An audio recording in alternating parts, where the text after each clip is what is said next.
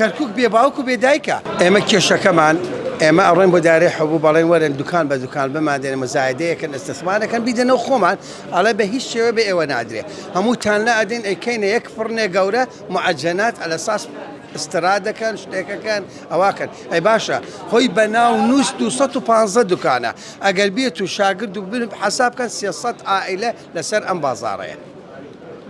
باشا سياسات بازار بو سياسات عائله بو كبروا بو اما دعوه لك ناكن شكبو كركوك بيباوك بيدايكا حتى استدنا حافظي نيه او نيه امانه الى بغاب بيتجاب وزاره التجاره بيتجاب يعني اوان على كتاب ما لبغاو كدو بدس يمنيه بس نخل بدس عيريه اما دكاندارين ليرا يعني يوم دكان انا بروح يعني وبديلك ما نادني وقربوا ما نادن تعويزك ما نادني هي بهم دكان انا وين كاك تجاوز منطقه اي روخيني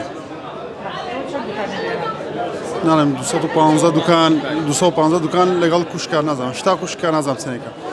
بله عيد بداري حبوبة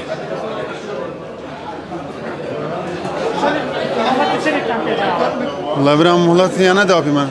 الحفتة كزارة دو زادين جنة إيمان ششمان أويا همو حفتة دو حفتة جارية دينا سرمان أم دكانان ما بيدا أخن يعني اشتغى يعني حقي خو ما أنا اشتاوي بس بلام حكومة جماعة حبوب دينا جامان أرهم حفتة دو حفتة جارية دينا جامان دليل معنا دبيت سول كانوا مثل مجد أخي أما هيك شونك ما نية بديلك ما ندني جيك ما ندني قربوا أما معنا كمان من هاتوا مراستي بتجيبيلي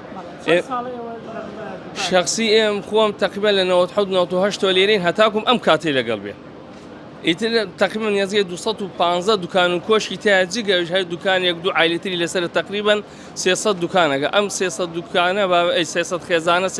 بو شوبرن لدواي أو سرقدان بنستر أو زعدو الشقامانة أو هم خلق دز بطالة إيشو كارينية بو شوبر أما داوما الحكومة لا راجعن دكان دنگ ممكن جي خوي لبري بتوان شتك ما بو بكن أجر درمان شكن با بديلك ما بو بدون حتى بتوان اللي واقع بتوان إيشو كسبتي قوم ممكن